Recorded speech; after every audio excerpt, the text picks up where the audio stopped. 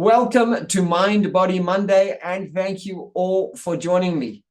Today's session, you are going to discover 5 unexpected ways to nurture yourself during this pre-Pesach season.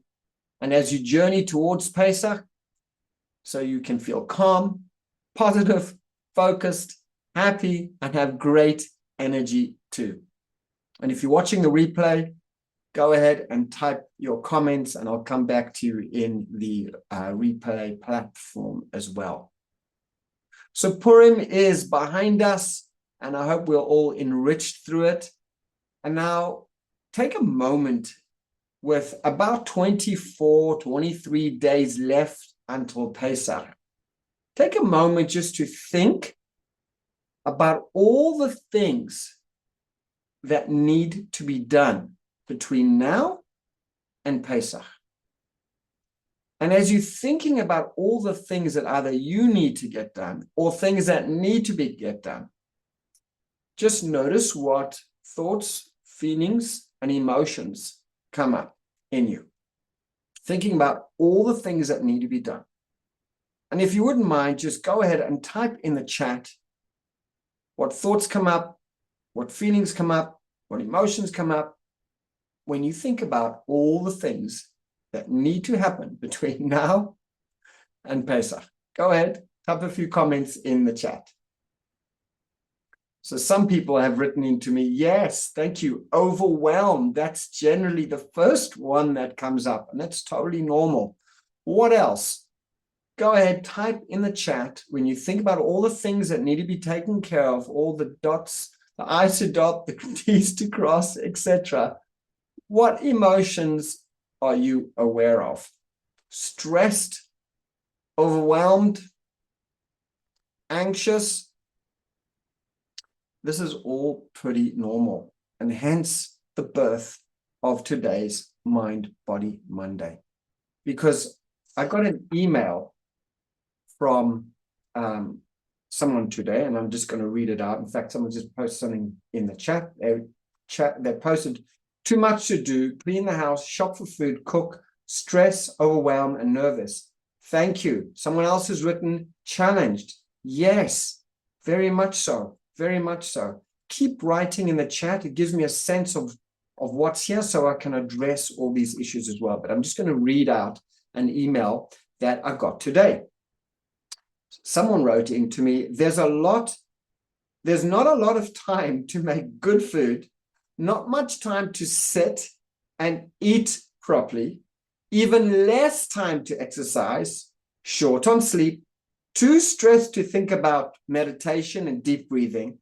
And then they end off by asking me, what is the one thing to check first that I shouldn't be running on empty?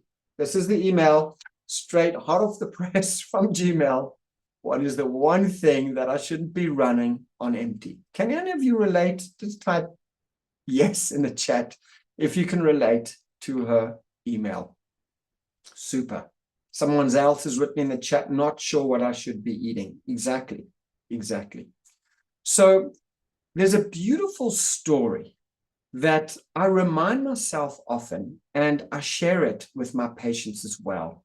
And I first heard it from Stephen Covey. And he tells the story about 2 woodcutters, and there are many versions of the story. And this is the version that I hear and I share. And they each went off into the woods, one on the left, one on the right. And their job was to cut down the forest and before sundown and collect their payment on their way home. So off they went diligently from sunrise. And one of the woodcutters kept on looking over to the other one. And whenever he checked on him, he was sitting down, drinking a mug from his thermos of hot tea or coffee, whatever it was. Another time having a sandwich. Another time actually putting his feet up on a log.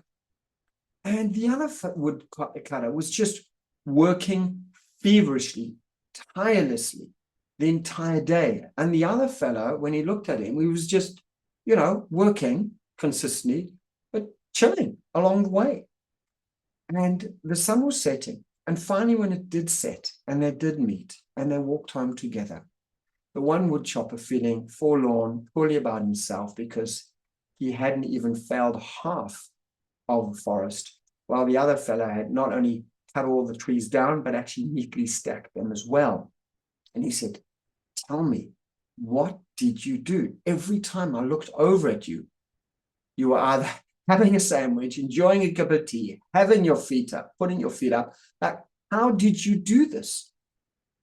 So he looked at him and smiled lovingly, compassionately, and he said to him, when you saw me resting, I'm not sure if you noticed that I took the time to sharpen my saw. And this is what Stephen Covey calls sharpening your saw.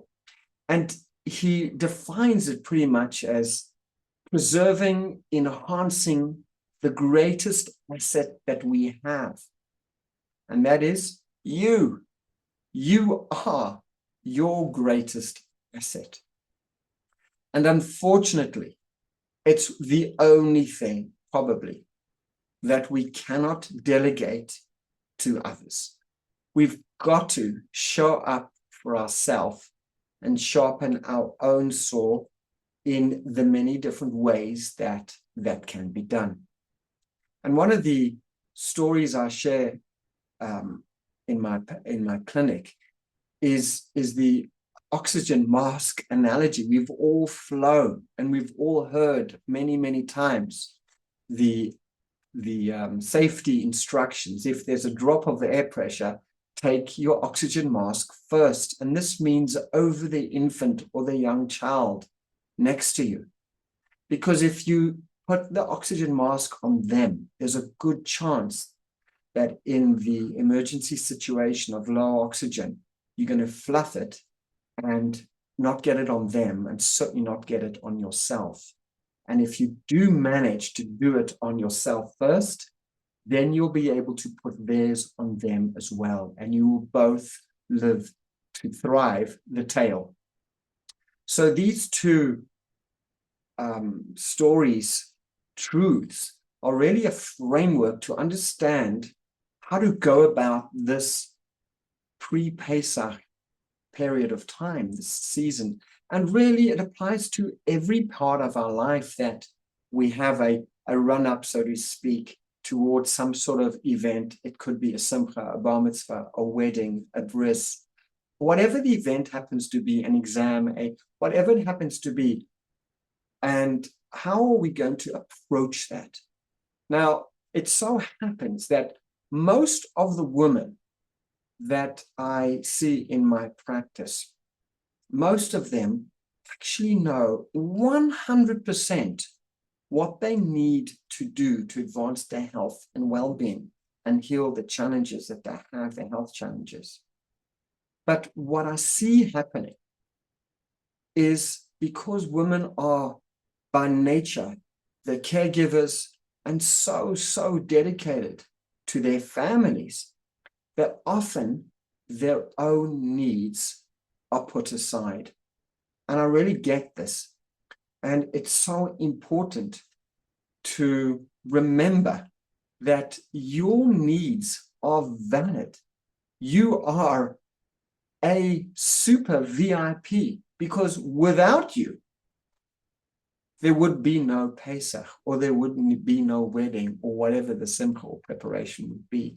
And this is exactly what I tell my patients.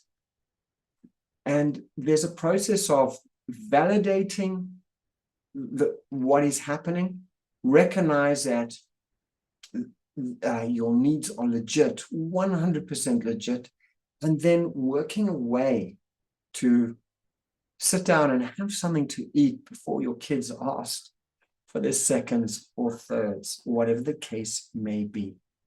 And this is one of the reasons I end every single Mind Body Monday with the slogan, Mind Body Mondays, all about where self-care is the heart of healthcare. Because when you get this, when you get that taking care of yourself is not a selfish act. It's a very noble act. It's a noble act of giving to the other, because then you will be at your best, feel at your best, perform at your best, and be happiest when you are taken care of. And the truth is, if you don't do it, the likelihood of someone else doing it is not that great. And this is part of the culture of developing a self-care mindset, and most importantly, a self-care practice, where some small steps, and I'm going to share 5 rather unusual steps with you today, where you can put these into your life in a way and a pace that's right for you, where you can be at your best in order to be at service, which is really what we all want to do. We all want to be in service of the other ultimately, because that's what really brings true happiness and fulfillment, is bringing value and joy and giving to others. Because ultimately, not that necessarily we do that for this reason, but ultimately that will turn our lights on and make us feel at our best as well. So let's take this intro really and look at 5 ways that you can begin to nurture yourself this pre-Pesach season. And the first one's got to be beginning with the end in mind. And the question to ask is, in about 24 or so days, you'll be sitting, hopefully, at a Seder somewhere, your own, with some other's family, wherever you may be in the world. How do you want to feel in your body? How do you want to feel in your mind? How do you want to feel emotionally? How do you want to feel spiritually when you sit at that Seder in a couple of weeks' time? Go ahead, I'm just curious. Type in the chat. If you can dream your ideal vision for yourself, how do you want to feel physically? How do you want to feel emotionally when you get to sit ready at the Seder table? Go ahead, type in the chat. I'm curious to know what is here. Go ahead. I'm looking at my other screen to get a sense of what is your ideal. How would you really like to feel showing up at your Seder table? Yes, thank you. Someone's written, like I've just come out of Egypt. So emotionally, what does that mean? Someone's written spiritual. Thank you. What's the emotional quality of feeling you've just come out of Egypt? Is it exhilarated? Is it relieved? Is it joyous? What is it for you?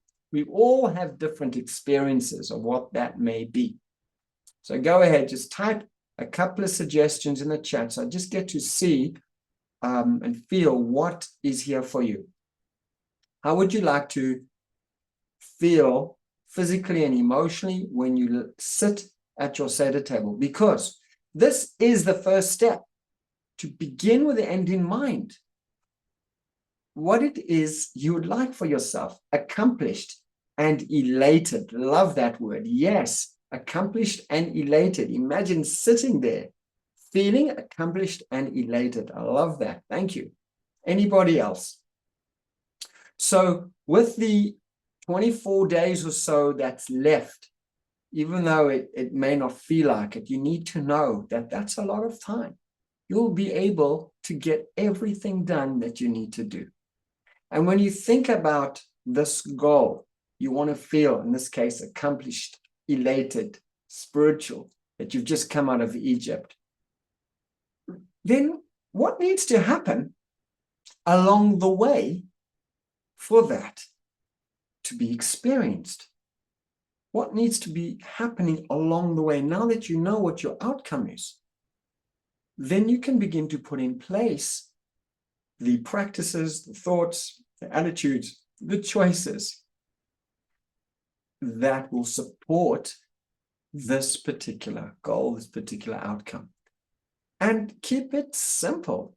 I was just speaking to someone today, and she said to me, you know what, Avraham, what I would like? I would like over this period to be happy. So I said, that's great. I'm just curious. What's going to support you to do that? Because sometimes we have a concept, we don't necessarily bring it down to earth sufficiently. And she said, oh, that's easy. I'm just going to put on music in my kitchen. She said, my son's got a little MP3, going to put that on. And whenever I'm in my kitchen doing what I need to do, I'm going to have upbeat, happy music. And that's such a simple, such an easy way to do that. So if you want to feel spiritual, you want to feel uplifted, you want to feel elated, you want to feel accomplished, what is it that you would like to, what is it that needs to be done today, tomorrow, next week, the week after, to set that in motion so that could actually be real and achievable? So this is some of the homework, the thinking work to get the mind in place. So that way you can begin with the end in mind, have a very clear outcome for yourself, and then set steps in place to support that. And remember, keeping it really super simple. So this second strategy that's somewhat unusual is to practice saying no to something. Because when you say no to something, you're really saying yes to something else. And I'll get to that shortly. So around the topic of practicing saying no, it's really born out of the awareness that people can have a tendency to be people pleasers, to want to make other people happy automatically, and sometimes at great cost of leaving out their own needs. Now, saying no has to be done with wisdom, sensitivity, and discretion. And there are many ways to say no. It could be not right now, or let me think about that, or I'll come back to you tomorrow, or check in with me tomorrow, or however you need to phrase, or just say, I'm really sorry, it's not going to work out for me right now. However you need to language it, but just put in that soft barrier, or however it needs to be, to support your own self-care. It could be saying no to a Hachnasis Orchim. It could be saying no to a certain chesed.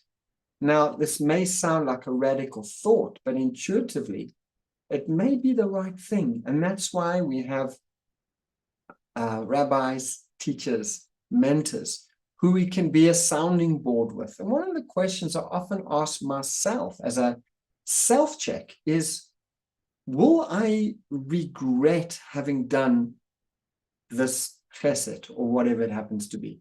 If for whatever the reason I'm underslept or I'm challenged in whatever the way, and I may run the risk of regretting what I've done, then that's often a sign that this mitzvah opportunity, or this chesed opportunity, does not have my name on it. But always, this is a good topic just to raise and bounce with somebody else to get an objective outsider's perspective, so we can be free to make the right decisions in the right way at the right time.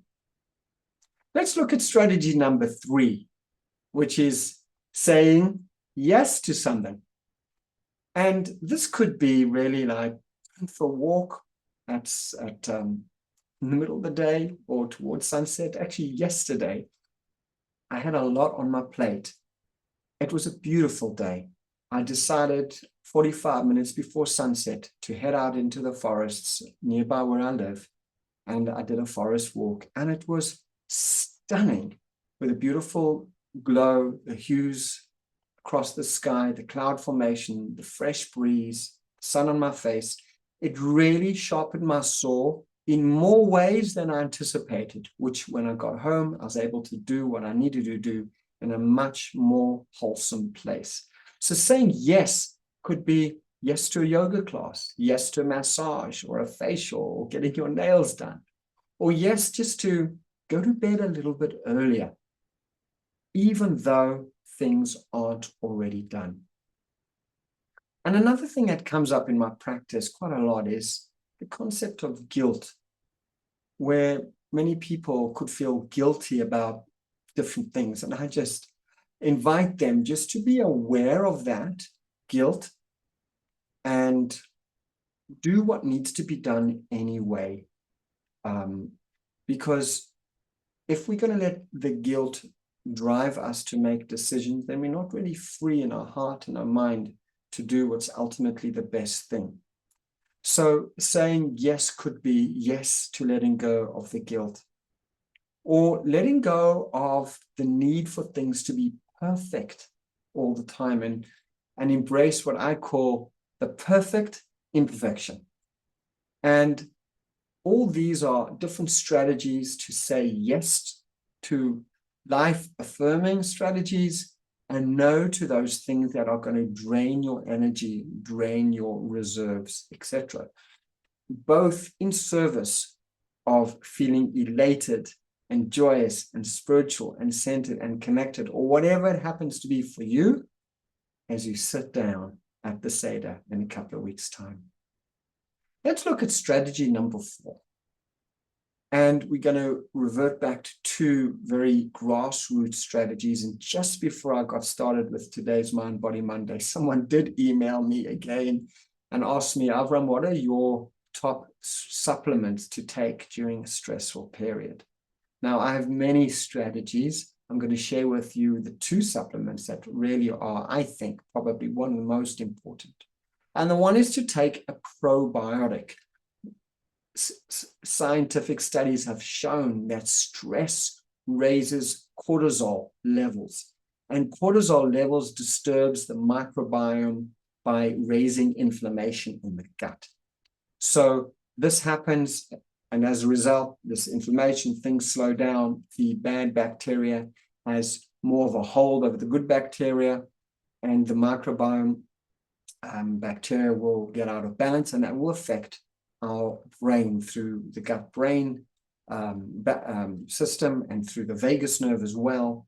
And taking a good probiotic supplement will help us to keep things in check, make sure that there are enough good guys there to support whatever's going on, and also help your gut produce the 2 most important neurotransmitters for our happiness, our motivation, our sleep, and that is dopamine and serotonin. Most of these 2, 95% and 50% of these 2 hormones, dopamine and serotonin, are made in the gut and not in the brain. So it's so important to take a good probiotic supplement, one with at least 10 to 14 different cultures. We need diversity and the high CFU colony forming units. Check out my previous Mind Body Monday training on probiotics and gut and stress.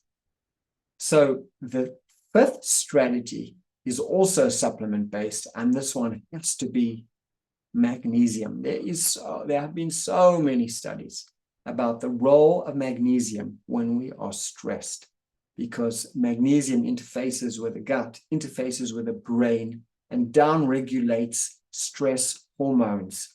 That means it turns them off, and doing this will counteract fatigue, counteract irritability, counteract minor levels of anxiety, and just help us to be more energized, more positive, and more calm.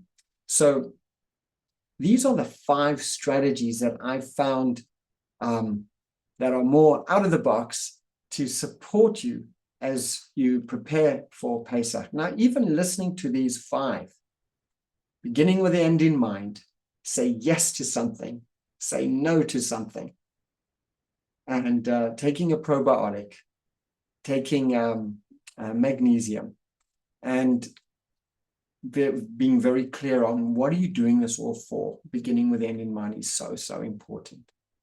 And as you think about these 5, just remember, it is not all or nothing.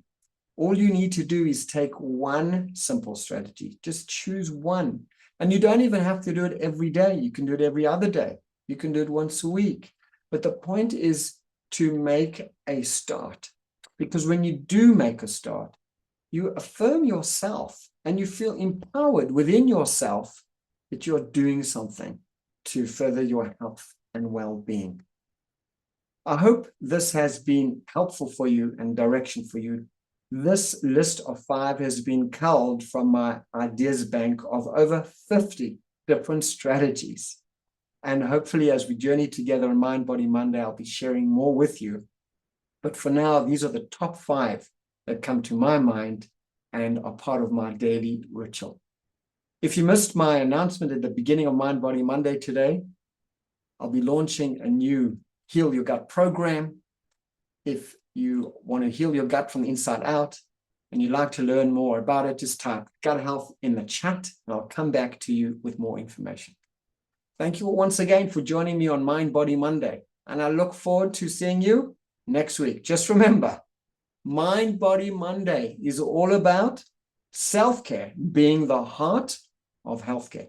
All you need to do is take one small step in the direction of health and healing in mind, body, and spirit. See you next week.